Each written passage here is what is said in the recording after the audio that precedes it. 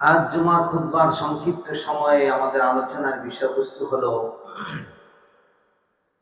বান্দাহর যে সমস্ত কাজে আল্লাহ রাব্বুল আলামিন প্রচন্ডভাবে অসন্তুষ্ট হন, গজব নাজিল করে। মুহতারাম মুসলিম ইকরাম, আল্লাহ রাব্বুল আলামিনের ৯৯টি নাম আছে, আমরা সকলে জানি।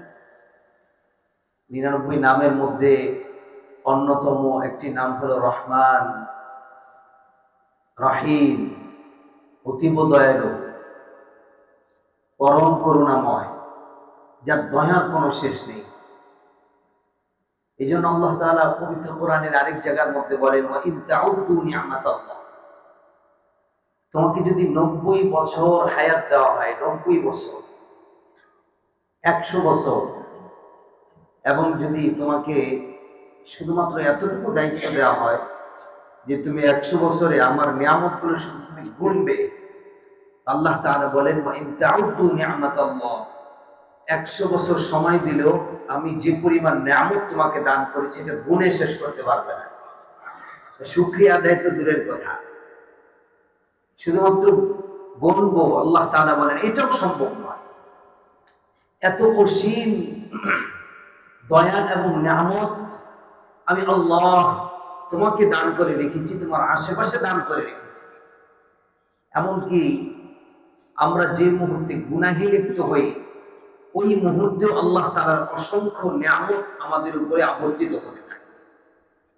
বন্ধ করেন না, বৃষ্টির ফোঁটা যেরকম একটির পর একটি আগমন করতে থাকে, বান্দার উপরে আল্লাহ তাআলার দয়া এবং নিয়ামত এইভাবে বৃষ্টির ফোঁটার ন্যায় আসতে থাকে। ১ সেকেন্ডের জন্য নিয়ামত বন্ধ হয়ে গেলে বান্দার বাঁচা সম্ভব না। আল্লাহ তাআলার নিয়ামত এত অপরিসীম, এই জন্য আল্লাহকে বলা হয় রহমান, এই জন্য আল্লাহকে বলা হয় রাহিম, যিনি দুনিয়াতেও রহমানুন ফিদ দুনিয়া রাহিমুন ফিল আখিরাহ, যিনি দুনিয়াতেও বান্দার প্রতি দয়া করে চলেছেন এবং আখিরাতেও আল্লাহ তাআলা চূড়ান্ত পর্যায়ে দয়াটা বান্দাকে করবেন। এত বড় দয়ালু, এত বড় মেহেরবান, এত বড় পরম করুণাময়, বান্দার কিছু কিছু কাজে প্রচন্ড রকম অসন্তুষ্ট হয়ে যায়। বান্দার কিছু কিছু কাজে প্রচন্ড রকম রাগান্বিত হন।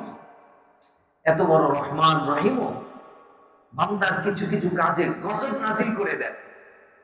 বান্দার কিছু কিছু কাজে বান্দার উপরে লানত নাজিল করে। এত বড় দয়ালু আল্লাহ, কিছু কিছু কাজ তিনি সহ্য করতে পারেন না।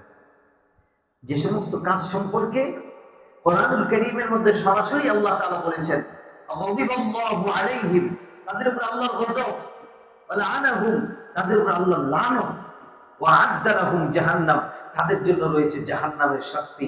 এরকম কিছু কিছু কাজ সম্পর্কে আল্লাহ তাআলা পবিত্র কোরআনে এবং রাসূল সাল্লাল্লাহু আলাইহি সাল্লাম হাদিসের মধ্যে দিক নির্দেশনা প্রদান করেছেন। তার মধ্যে ১ নম্বর হলো, যে কাজে আল্লাহ প্রচন্ড রকম রাগান্বিত হন, যে কাজে আল্লাহ তাআলা গজব নাজিল করেন বান্দাকে এবং বান্দার আশেপাশে, এই কাজটির নাম হলো, আল্লাহ তাআলা সর্বাগ্রে যাকে উল্লেখ করেছেন সেটা হলো কুফর। ২ নম্বর হলো শিরিক। ১ নম্বরে আল্লাহ তাআলা যে কাজটিকে রেখেছেন কুফর, ২ নম্বরে আল্লাহ তাআলা শিরোনামে যে কাজটিকে নিয়ে এসেছেন তার নাম হলো শিরিক। বান্দা সামান্যতম শিরিক করবে, ওটা আল্লাহ তাআলা পছন্দ করেন না, তাদের উপর গজব নাজিল করে। সামান্যতম কুফর, তার মানে আল্লাহ তাআলা একটা জিনিস দান করেছে, সেই ওটাকে আল্লাহর বলে স্বীকার না করে এটাকে সে অস্বীকার করলো, আল্লাহর দেয়া কোন নিয়ামতকে অস্বীকার করলো, কুফর করে বসলো আর আল্লাহর সাথে শিরিক করে দিল। আল্লাহ তাআলা বলেন, সামান্যতম শিরিকও আমি পছন্দ করি না এবং তাদের উপর গজব নাযিল করি, লানত দান করি, এমনকি তাদের সমস্ত আমলগুলো আমি বাতিল করে দিই। নাউযুবিল্লাহ। হোক সেটা যে কোনো নামে হোক, সেটা মঙ্গল শোভাযাত্রার নামে হোক, মঙ্গল আনার জন্য আমরা শোভাযাত্রা করেছি, হে বৈশাখ তুমি মঙ্গল নিয়ে আসো। আল্লাহ তাআলা এতটুকু জানা পরিমাণ শিরকও পছন্দ করেন না যে মঙ্গল দেওয়ার মালিক একমাত্র আমি আল্লাহ, বৈশাখ দেওয়ার মালিকও আল্লাহ, মঙ্গল দেওয়ার মালিকও আল্লাহ। তোমার কি পান্তাবাদ খেয়ে মাথা নষ্ট হয়ে গেছে নাকি? মালিকুল আমরা জানা পরিমাণ শিরিক আল্লাহ পছন্দ করেন না। এ বিষয়ে আলোচনা সামনে আসবে ইনশাআল্লাহ। আমি যে বিষয়টি বলতেছিলাম সেই বিষয়টি হলো বান্দার যে কাজে আল্লাহ প্রচন্ড অসন্তুষ্ট হন সেটা হলো শুকরিয়া আদায় না করে কুফরি করা আর আল্লাহর সাথে কাউকে শিরিক করা। সূরাতুল আরাফ 152 নম্বর আয়াত আল্লাহ তাআলা বলেন, ইন্নাল্লাযীনা ইত্তাখাযুল ইজলা সায়ানালুহুম গাদাবুম মির রাব্বিহিম। ইহুদি জাতি বনি ইসরাঈল, মুসা আলাইহিস সালাতু ওয়াস সালামের জামানায় বনি ইসরাঈল তারা একটি বাছুর বানিয়ে ওই বাছুরকে রব মেনে আল্লাহ মেনে বাছুরের পূজা করা আরম্ভ করে। বাছুরের পূজা করতে লাগলো। আর আল্লাহ তাআলা কুদরতীভাবে বাছুরের ভিতর থেকে জবান থেকে আওয়াজ বের করে দিয়েছে। তারা আরো ফিতনায় পড়ে গিয়েছে। তারা এই বাছুরটাকে রব মানা আরম্ভ করলো, আল্লাহ মানতে শুরু করলো।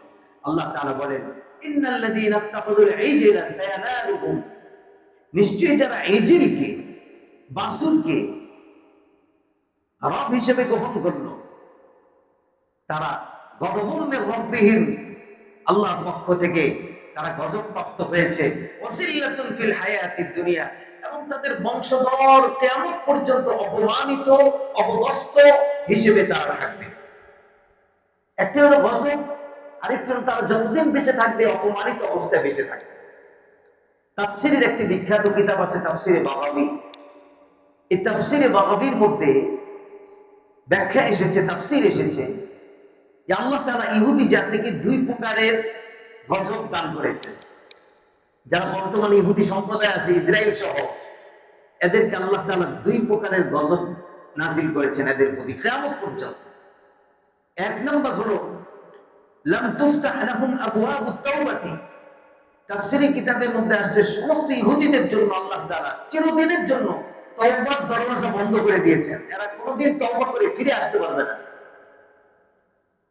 এদেরকে যতই বোঝানো হোক এরা কোনোদিন নিউটার্ন করবে না, ফিরে আসবে না। এক নাম্বার তাদের জন্য তওবার দরওয়াজা বন্ধ, এটা তাদের জন্য একটা গজব। দ্বিতীয় নাম্বার হলো ওয়াসিল্লাতুন ফিল হায়াতিদ দুনিয়া, জিল্লাত। আমরা বাংলায় বলি না জিল্লতি, এর কপালে জিল্লতি আছে, যা আরবি শব্দ ওয়াদিল্লাতুন ফিল হায়াতিদ দুনিয়া। ইহুদি জাতিকে আল্লাহ কিয়ামত পর্যন্ত জিল্লতি দান করেছেন, অপমানিত দান করেছেন, অপমান দান করেছেন এবং পরনির্ভর করে দিয়েছেন। তারা কোনোদিন স্বনির্ভর না। কখনো আমেরিকার পা ধরবে, কখনো দেখবেন ওই রাশিয়ার পা ধরেছে, ওই পা ধরে ধরে অন্যের পা ধরে ধরে অন্যের দ্বারস্থ হয়ে হয়ে তারা কিয়ামত পর্যন্ত শক্তি প্রদর্শন করবে। আল্লাহ পাক বলেন তারা স্বনির্ভর না, তারা পরনির্ভর করে দিয়েছে। ভিক্ষুক জাতি বানিয়েছে ইহুদিদের। এই জন্য এটা হলো তাদের প্রতি একটা গজব। কেন? তারা শিরিক করেছে এবং আল্লাহ রসুলের দিন আসার পরেও তারা সেই দিনকে মেনে নেয়নি। এই জন্য কিয়ামত পর্যন্ত তারা পরনির্ভর, হাত পাতবে মানুষের কাছে। আর কিয়ামত পর্যন্ত তারা পৃথিবীর মধ্যে অশান্তি সৃষ্টি করেই যাবে। সারা বিশ্বের মধ্যে অশান্তি সৃষ্টিকারী একটি জাতি হলো ইহুদি জাতি, এবং ইসরায়েল যারা রয়েছে এই জাতিটা হলো সারা পৃথিবীর মধ্যে ফাসাদ সৃষ্টিকারী। মুহতারাম উপস্থিতি, সূরাতুন নাহলের মধ্যে আল্লাহ তাআলা বলেন, মান কাফারা বিল্লাহি মিন বাদি ঈমানিহি ইল্লা মান উকরিহা ওয়া কলবুহু মুতমাইন্নুন বিল ঈমান ওয়ালাকিন মান শারাহা বিল কুফরি সাদরা।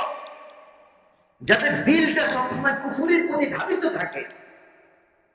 সূরাতুন নাহল 101 নম্বর আয়াত।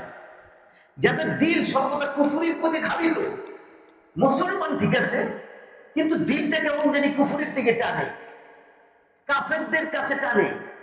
কাফেররা যা করে সেটা ভালো লাগে, কাফেরদের ফর্মুলা তার ভালো লাগে, কোরআনের ফর্মুলা তার গ্রহণ করতে মনে চায় না। কেমন জানি তার দিলটা কুফরির প্রতি ধাবিত। আল্লাহ তাআলা বলেন মুতমাইন্নুন ওয়ালাকিন মান শারাহা বিল কুফরি সাদরান ফালাইহিম গাদাবুম মিনাল্লাহ। আমি ওই ব্যক্তিটার উপর গজব নাযিল করি, আমি তার উপর গজব নাযিল করি যার দিল কুফরির প্রতি ধাবিত। ওয়ালাহুম আযাবুন আযীম, এবং দুনিয়াতে গজব নাযিল করে দেয় আর আখিরাতে তাদের জন্য রয়েছে অত্যন্ত মর্মন্তুদ এবং যন্ত্রণাদায়ক শাস্তি। তাহলে আমি কমপ্লিট মুসলমান হতে গেলে আমার দিল সর্বদা ঈমানের প্রতি ধাবিত হতে হবে। ঈমানের বিপরীত জিনিসের নামই হলো কুফর। কাজেই সর্বদা যদি আমার দিল ঈমানের প্রতি না এসে কুফরের দিকে ধাবিত হয়, তাহলে আমি বুঝবো যে আমি গজবের উপযুক্ত হয়ে গেছি। সূরাতুন নাহল 101 নম্বর আয়াত। তাহলে 1 নম্বর কুফর, 2 নম্বর শিরক, এই সমস্ত কাজের মাধ্যমে আল্লাহ প্রচন্ড রাগান্বিত হন, গজব নাযিল করেন। 3 নম্বর যে কাজে আল্লাহ প্রচন্ড রাগান্বিত হন তার নাম হলো মুনাফাকা। মুনাফাকা এর বাংলা হলো মুনাফিকি, কপটতা, দ্বিচারিতা, দ্বিমুখিতা। এটা বাংলায় বলে, বাংলায় একটা প্রবাদ আছে, ভিতরে দুষ্টামি আর উপরে জিলানি। আব্দুল কাদের জিলানি সাজছে উপরে আর ভিতরে করে দুষ্টামি, এটা না হলো মুনাফিক। তার ভিতরে দুষ্টামিতে ভরা, উপরে সে খুব ভালো সেজেছে, এটার নাম মুনাফাকা, নেফাকি। এই নেফাকির মাধ্যমে আল্লাহ তাআলা চরম ভাবে রাগান্বিত হন, গজব নাযিল করেন তার উপর। কমপ্লিট মুসলমান হয়ে আসে। সূরাতুল ফাতহ 26 নম্বর পারায় একটি সূরা আছে, এই সূরাটির 6 নম্বর আয়াত। আল্লাহ তাআলা বলেন, ওয়া ইউআযযিবুল মুনাফিকিনা ওয়াল মুনাফিকাত, মুনাফিক পুরুষ মুনাফিক নারীকে আমি আযাব দিয়ে থাকি দুনিয়া এবং আখিরাতে। ওয়াল মুশরিকিনা ওয়াল মুশরিকাত, মুশরিক পুরুষ মুশরিক নারীদেরকে আযাবের সম্মুখীন করি সর্বদাই। আযযান্নিনা বিল্লাহি যান্না সাউ, যারা আল্লাহ সম্পর্কে কুমন্ত্রণা দেয়, আল্লাহ সম্পর্কে খারাপ ধারণা পোষণ করে। আলাইহিম দাইরাতুস সাউ, এই অমঙ্গল অকল্যাণ ঘুরে ঘুরে তাদের উপরেই আসে। গাদিবাল্লাহু আলাইহিম, তাদের উপরে আল্লাহর গজব। ওয়া লাআনাহুম, আল্লাহর লানত। ওয়া আ'আদ্দা লাহুম জাহান্নাম, তাদের জন্য রয়েছে জাহান্নাম। ওয়া সাআত মাসীরা, কতই না নিকৃষ্ট স্থান। আয়াতটি রয়েছে সূরাতুল ফাতহ 6 নম্বর আয়াত। এই আয়াতটি কেন নাযিল হলো? এটার একটি সাবাবুন নুজুল, যেটা আয়াত নাযিল হওয়ার প্রেক্ষাপট যদি আমরা বলি, 7ম হিজরিতে রাসূলুল্লাহ সাল্লাল্লাহু আলাইহি সাল্লাম ইচ্ছা করলেন, দীর্ঘদিন যাবত পর্যন্ত মক্কা থেকে চলে আসছি, চলে আসার পর মক্কাই জন্মভূমি, মক্কাই বাবা দাদাদের স্থান, মক্কা মাতৃভূমি। ওইখান থেকে কাফেররা বের করে দেওয়ার পর দীর্ঘদিন চলে গিয়েছে। সাহাবায়ে কেরাম জিজ্ঞাসা করে, ইয়া রাসূলুল্লাহ, আমরা কি একদিনও গিয়ে উমরা করতে পারবো না, তওয়াফ করতে পারবো না? আমরা কি আজীবন আর যেতে পারবো না? তো একে একে করে 7ম হিজরিতে রাসূল সাল্লাল্লাহু আলাইহি ওয়াসাল্লাম 1400 সাহাবীদেরকে নিয়ে উমরা করার জন্য নিয়ত করলেন, যে আমরা 1400 সাহাবী সকলকে নিয়ে আমরা যাব মক্কায়, গিয়ে আমরা আল্লাহর ঘর তওয়াফ করব, উমরা করে আমরা আবার মদিনায় ফিরে চলে আসব। এই 1400 সাহাবীদের মধ্যে 200-300 ছিল, আবার এদের সাথে যোগ দিয়েছিল মুনাফিক।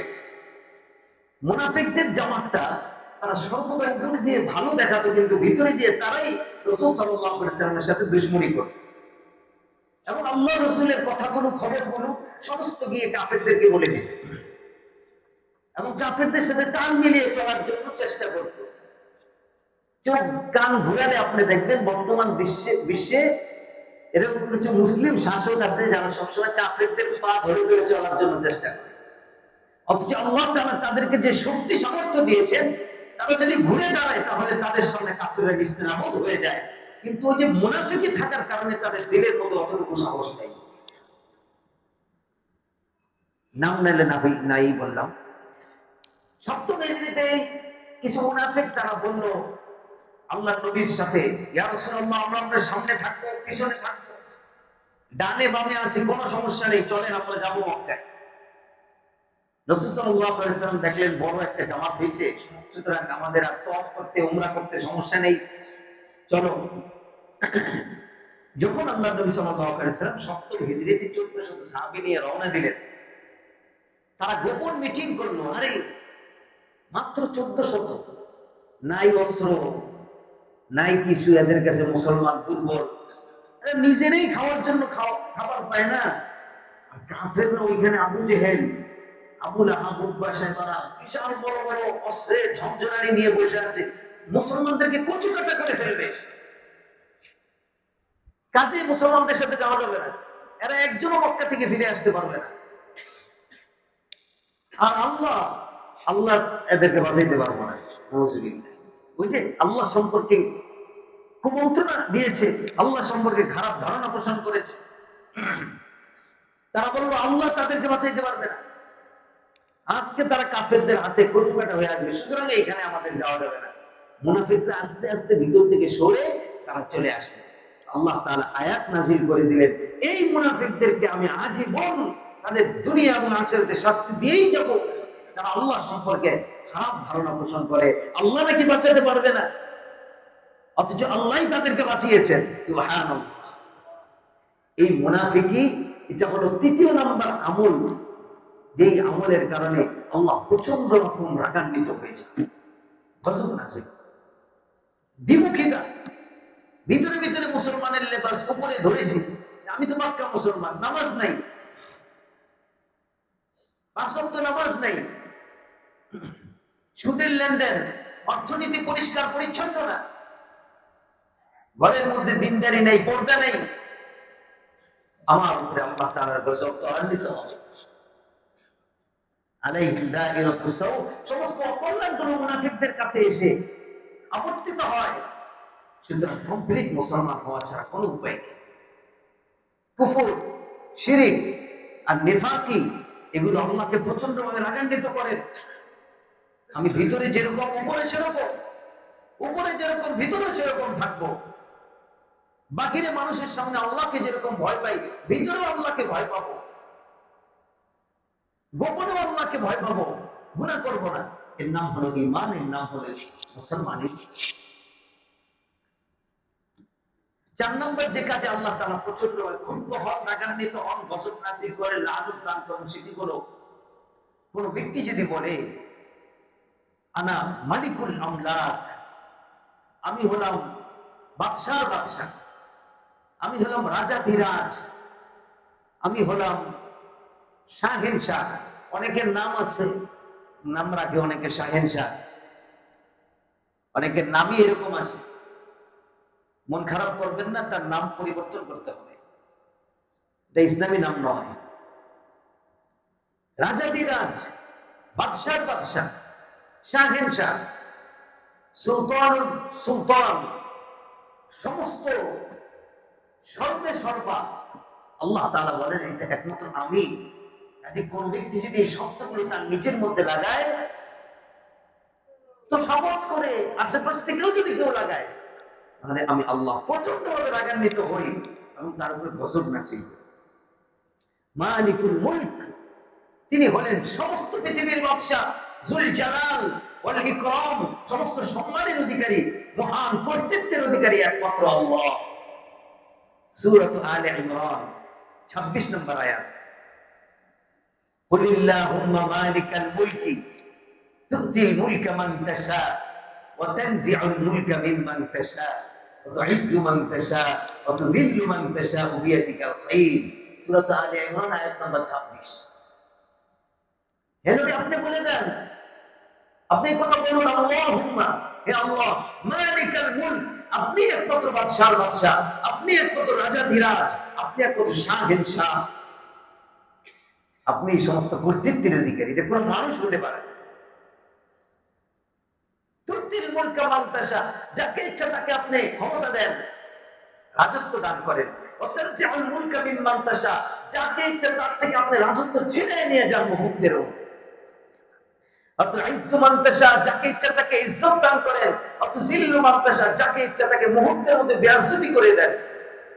বিয়াদিকাল খাইর, আপনার হাতেই সমস্ত কল্যাণ। ইন্নাকা আলা কুল্লি শাইইন কাদির, নিশ্চয়ই আপনি সমস্ত কিছু করতে সক্ষম। এই আয়াতটি কেন নাজিল হলো? এই আয়াতটি নাজিল হওয়ার পিছনে একটি প্রেক্ষাপট আছে, একটি শানে নুজুল আছে। সেটি হলো, মদিনা থেকে একটু অদূরে একটি জায়গা রয়েছে, যে জায়গাটির নাম হলো খন্দক। খন্দক একটি যুদ্ধ ইসলামে প্রতিষ্ঠিত হয়েছিল, খন্দকের যুদ্ধ। যারা হজ উমরা করতে যান, আপনাদেরকে ওই জায়গাগুলোকে জিয়ারা করানোর জন্য নেওয়া হয়। খন্দক, যেখানে পরীক্ষা খনন হয়েছিল এবং সাহাবায়ে কেরাম এই জায়গায় এসে খন্দকের যুদ্ধে তারা শরীক হয়েছে। কাফেররা যেন এই পথ দিয়ে ওই পথ থেকে এপারে আসতে না পারে, এই জন্য রাসূল সাল্লাল্লাহু আলাইহি ওয়াসাল্লাম সাহাবীদেরকে নিয়ে বিরাট বড় করে একটা পরীক্ষা গর্ত খনন করেছিলেন এই জায়গার মধ্যে। এখন এটা রাস্তা হয়ে গেছে। এই জায়গায় বিরাট বড় কয়েক দিন ব্যাপী কষ্ট করে ওইখানে পরীক্ষা খনন করা হয় এবং রাসূল সাল্লাল্লাহু আলাইহি ওয়াসাল্লাম পেটের মধ্যে পাথর বেঁধে নিজেও ওই মাটি কেটেছেন ওই পরীক্ষা খনন করার জন্য। রাসূল সাল্লাল্লাহু আলাইহি ওয়াসাল্লাম নিজে ওই শ্রমে অংশগ্রহণ করেছেন। সাহাবায়ে কেরাম মাটি কাটতে কাটতে, মরুভূমির শক্ত উত্তপ্ত মাটি কাটতে কাটতে হঠাৎ করে একটা পাথর বেঁচে গেল, বিরাট বড় পাথর নিচে। এই পাথরটা কোনোভাবেই কাটা যাচ্ছে না, কোনোভাবেই কাটতে পারছে না। রাসূল সাল্লাল্লাহু আলাইহি ওয়াসাল্লামের কাছে সাহাবায়ে কেরাম গেলেন, ইয়া রাসূলুল্লাহ সাল্লাল্লাহু আলাইহি ওয়াসাল্লাম, আপনার হাতে দিয়ে দিলাম, আপনি যা ইচ্ছে করেন, এটা আমরা কোনোভাবেই পারছি না। আল্লাহর নবী সাল্লাল্লাহু আলাইহি ওয়াসাল্লাম ওই যে কোদাল দিয়ে তিনি পাথরের মধ্যে বাড়ি দিলেন। বাড়ি দেওয়ার সঙ্গে সঙ্গে ওই যে মরুভূমিতে উত্তপ্ত পাথরের সাথে পাথর লাগলে যেরকম আলো বিচ্ছুরিত হয়, আল্লাহ রসুলের কোদালের বাড়িতে সেই পাথর থেকে বিশাল বড় একটি আলো চতুর্দিকে বিচ্ছুরিত হয়ে গেল, আশেপাশের এলাকাকে আলোকিত করে দিল। আরো একটি বাড়ি দিলেন, আবার সেরকম আলো হলো। আবার একটি বাড়ি দিলেন, 3 বাড়িতে পুরো পাথর চূর্ণ বিচূর্ণ হয়ে গেল, কিন্তু 3টি আলো প্রকাশ পেল। এরপর রাসূল সাল্লাল্লাহু আলাইহি ওয়াসাল্লাম বললেন, সাহাবীরা, প্রথম আলো যখন বের হয়েছে, আমি সেই প্রথম আলোতে আমি দেখেছি রোমান যারা রয়েছে, রোম জাতি, এই রোম জাতির রাজত্ব তছনছ হয়ে গেছে এবং সেই স্থান আমাদের হাতে চলে আসছে। দ্বিতীয় বাড়ি যখন দিয়েছি তখন পারস্য সম্রাটের রাজত্ব তছনছ হতে দেখেছি। তৃতীয় বাড়ি যখন দেখেছি তখন আমি ইয়ামানের রাজত্ব তছনছ হতে দেখেছি। 3 বাড়িতে 3টি জিনিস আল্লাহ তাআলা আমাকে দেখিয়েছে। আপনি চিন্তা করবেন, রোমানদের রাজত্ব তছনছ হওয়া মানে কি? তৎকালীন সময়ে রোমান, বর্তমানে Turkestan, Syria, Lebanon, Palestine, Jordan, Greece, এই সমস্ত কিছু রোমানদের অন্তর্ভুক্ত ছিল। আর পারস্যের রাজত্ব খতম হওয়া মানে, পারস্য ছিল হলো ইরান, ইরাক, আফগানিস্তান, পাকিস্তান, এগুলো সব পারস্যের অন্তর্ভুক্ত ছিল। আর ইয়ামানের রাজত্ব খতম, ওখানে ওমান, সৌদি সহ মধ্যপ্রাচ্যের এই বিশাল বড় অঞ্চল। রাসূল সাল্লাল্লাহু আলাইহি ওয়াসাল্লাম বলেন, এগুলো সব আমাদের করতলগত হবে। আল্লাহর নবীর এই কথাটা ছড়িয়ে গেছে। ছড়িয়ে যেতে না যেতেই মুনাফিকরা হাসাহাসি শুরু করছে, আরে খাবার পায় না, পেটে পাথর বেঁধেছে, সে নাকি তুর্কিস্তান, লেবানন, জর্ডান, প্যালেস্টাইন এগুলা দখল করবে। হ্যাঁ হ্যাঁ, হাসতেছে। মুসলমানদের করতে হবে পারস্য, রোম, সুপার পাওয়ার, হাসতেছে।